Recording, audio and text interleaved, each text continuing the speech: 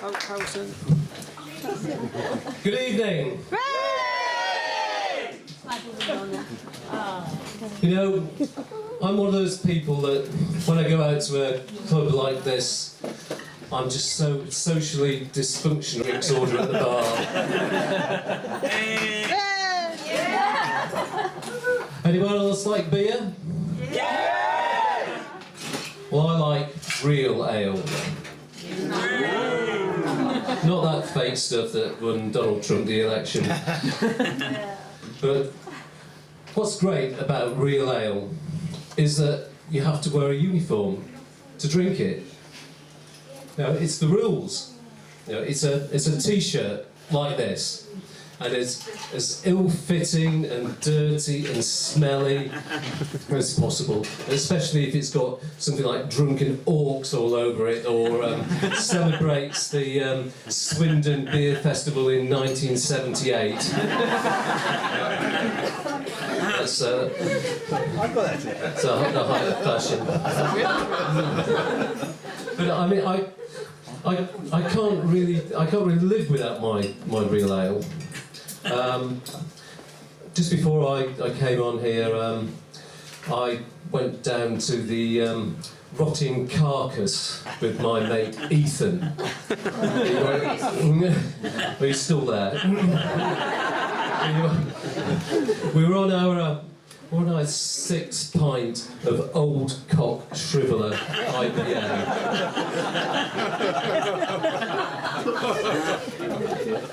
And he started to get really philosophical. And he was talking about t-shirts and how great these t-shirts were, and I said to him, yeah, these t-shirts are absolutely fantastic. I really enjoy the real ale uniform of a t-shirt because they're so versatile, aren't they? T-shirts. I can wear this t-shirt down to the pub and also use it to keep fit. As you can tell. I mean, I did a half marathon in October in this shirt. I haven't needed to change it yet. But no, it was seriously. I did do a half marathon in October. It was the Oxford half marathon. That's an absolutely fantastic course because it's really scenic. You go past the Dreaming Spires, the scientific laboratories, and all those historic colleges where our future leaders are being taught to fuck up the country once again next time round. And it's a flat course as well, the Oxford Half Marathon. And it's really good if you want to do a PB. I don't know if there's any other athletes out there, but PB means personal best. And I got a personal best in the Oxford one, and it's still here. It's still on my Fitbit. I'm very proud of it. I mean, it's 2 days, 4 hours, 10 minutes. But I did take in 73 drinking stations on the way. The Lamb and Flag, the White Horse, the Eagle and Child, and it was tough. It was really tough. And as I was saying, I was with my friend Ethan, and he was getting very philosophical about it. And he was saying, Mike, he said, when we were in the Rotting Carcass, he said, I'm getting concerned about the way that, for blokes like us, the only way that we can cope with the way the world's going is to come down here and get completely rat-arsed every single night. And I said, Ethan, we've been doing that for the last 30 years. And he said, no, the world's changed, the world's moved on, it's people like us have got a negative mindset. And I said, well, why do you think that? And he said, well, I was in the pub toilet earlier and I was reading an article in the Daily Mail. And I said to him, Ethan, they don't put the Daily Mail in the pub toilet for you to read.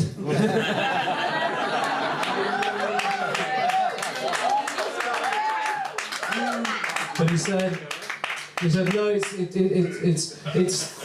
the article was all about us, you know, people with beards. Now, hands up if you've got a beard. Let's create a safe space here for beards. Women too. No sexism or transphobia here. You know, we're all Eurovision fans here. Shame on you. And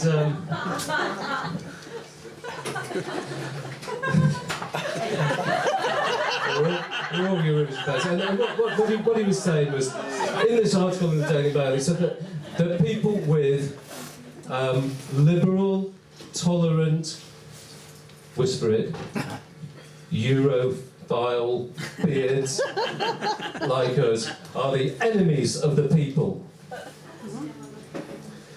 And we've got this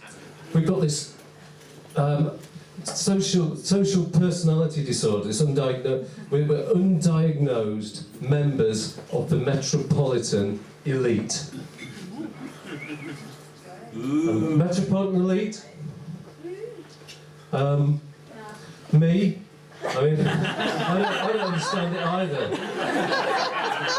I mean, I come in on the Bakerloo line. And the closest that I've come to feeling elite recently is the night when I got lucky with the condom machine in the rotting carcass toilets.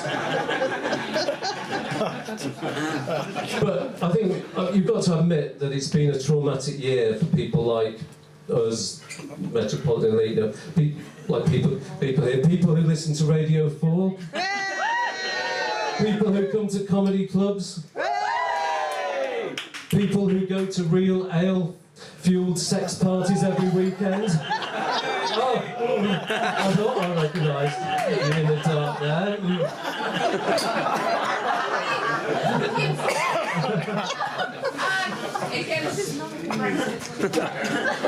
But the thing is that I think that people like us that feel people like us in the metropolitan that makes us feel most disconcerted is that all these millions of very angry people. We can't understand where they are. We don't interact with them. We don't see them. We never come across them. And I don't know if you've heard about the scientists, the people in the Oxford laboratories who've been looking for this mysterious stuff called dark matter. I mean, you can't see it. They don't know even if you can detect it, but it's all around us apparently, and it's everywhere. And if it didn't exist, well, the whole universe wouldn't exist, and nothing would make sense. I think it's like us for the. It's like us in the metropolitan. I think we think that things are coming from a different dimension. All this shit that seems to be sort of happening in our world. It's like as if some reverse black hole has opened up and started spewing out all this stuff like Trump, Brexit, La La Land winning Best Picture. I wish. So I'm just waiting for somebody to come along and say that there's been a big mistake with the other stuff. But we're told that we need to. We're told that we need to engage with these people, and it's difficult because I think as a member of the metropolitan elite with a beard, and they do different jobs than us. They live in different places, and I think they might even go to different real ale bars to pop-up bars to us. But I think there is one place where these parallel universes collide. It might be the only possible place where we share this common bond of this last common bond of humanity. You're getting close. The need for a long-distance piss. Yes, I'm talking about the demographic war zone that is the motorway service station. And I think you know that you're going to have a really crap time when you go to a place that's named after some kind of industrial accident in an S&M dungeon. I mean, Thurrock. Like, Thurrock. Sounds like someone's balls have had an unpleasant encounter with a circular saw. Knutsford. Woolly Edge, and that's not even in Wales. And Scratchwood, where you can see why they've changed the name for that one. And you know how it is on this nightmarish bank holiday weekend when you've been stuck on the M25 for 2 hours just crawling along, and you've been looking at other drivers and going, wank! Arsehole. And then you suddenly have to pull off and you end up in a car park full of millions of them. And you're there, you're as a member of the bearded Metropolitan Elite, you're there thinking, what's my plan going to be? I'm going to go for safety in Starbucks. Or maybe I'll hide behind the quinoa salads in M&S Simply Food. Because you have these apocalyptic visions of the electoral great British dark matter of the electoral universe stampeding over you to feed the fruit machines, or descend like a plague of supersized locusts on Greggs and strip it of the last pasty. I mean, I don't know why this Tory government doesn't do what they did with the trains and turn half the motorway services into first class only. You know, for 50 quid, you could be dispensed luxury quilted toilet paper or fluffy warm Egyptian cotton towels by these tantric handmaidens who'd be quite happy to oblige the loyalty reward scheme for the entrepreneurs and the captains of industry, you know. Bronze for a hand job, silver for a blow job, and gold, which is the level of UKIP donors and Tory donors, is to get your cock slammed in an HGV door by a macho Polish lorry driver.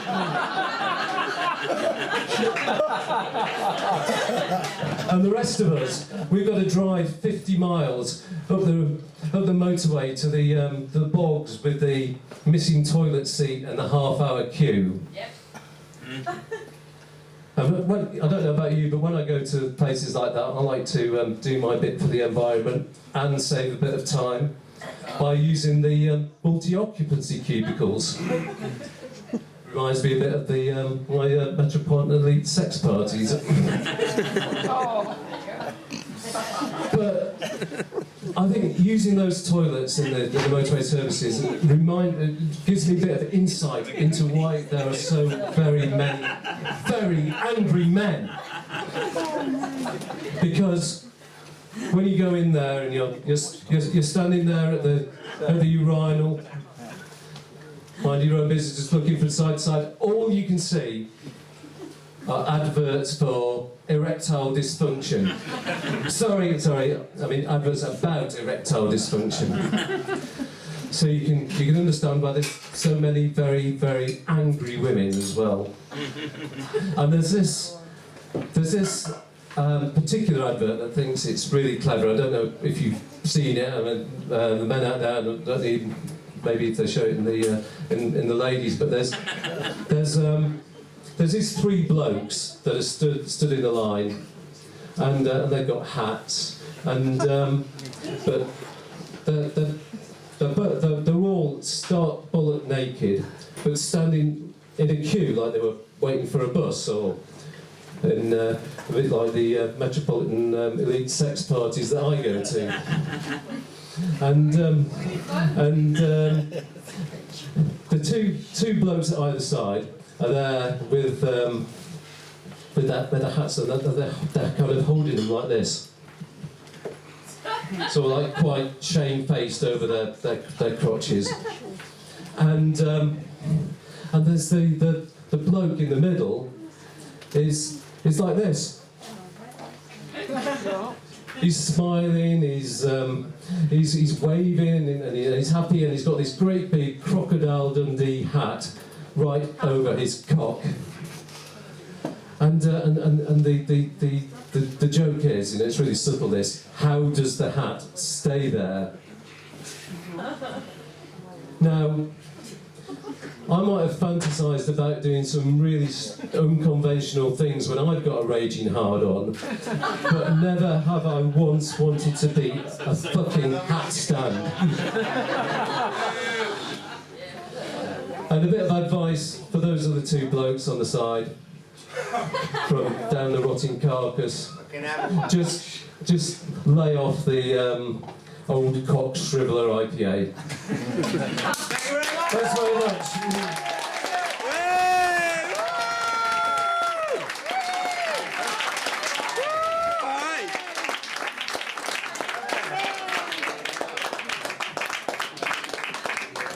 Well, the good news for Amanda is that she's off the hook for doing 10 minutes at the top. That was 17 and a half, Clarky. That's quite a